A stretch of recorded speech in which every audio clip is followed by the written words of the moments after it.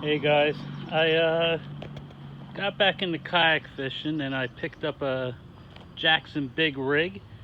So I was just going to show how I mounted the depth finder and transducer and battery, just in case somebody else wants to see how to do it.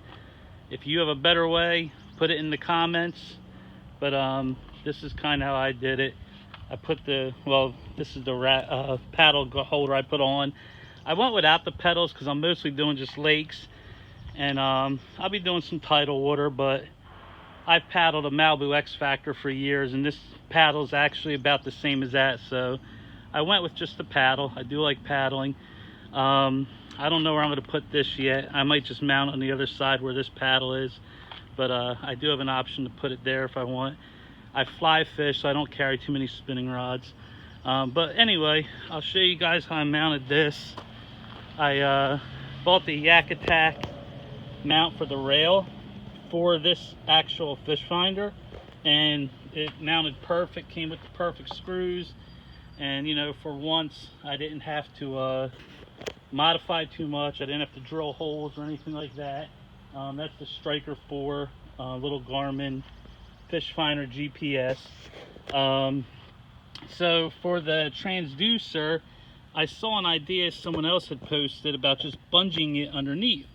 So underneath they have that space for the transducer, so I just stuck it up under there, pulled the cable up through the hole, and I cut a piece of plastic, drilled holes in it, and I pulled the wire through the plastic.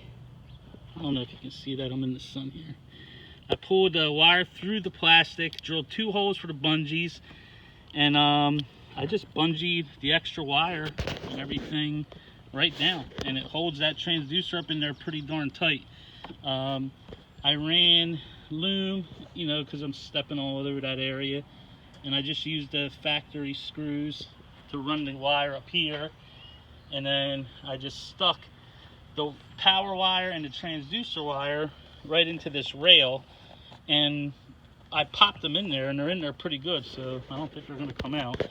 And then this one, there's the factory screw there, and that's factory. This is a 2021. It comes with this little bulkhead fitting, so I ran the power through there, and you know, I kept it simple.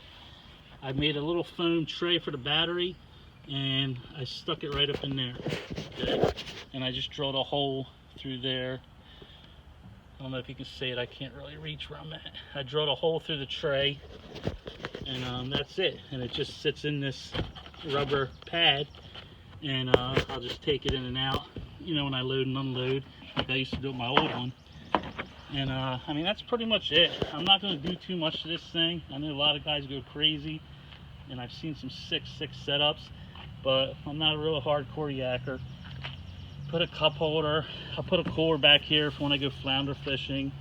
I got a little floating Ego net, the short handle one with the little lanyard. That's what I used to use, so I got one of them coming. I usually stick that right in the rod holder behind me. I only bring a couple rods flounder fishing. But for you guys that are hardcore striped bass guys and everything else, you know, I know you guys rig them out pretty good. But that's how I did it, and you know, it's not super clean, but you know, it's good enough for what I'm doing. So nice, quick, and easy, and not too much modification. Anyway, if you have some suggestions, leave comments, and thanks. Catch you later.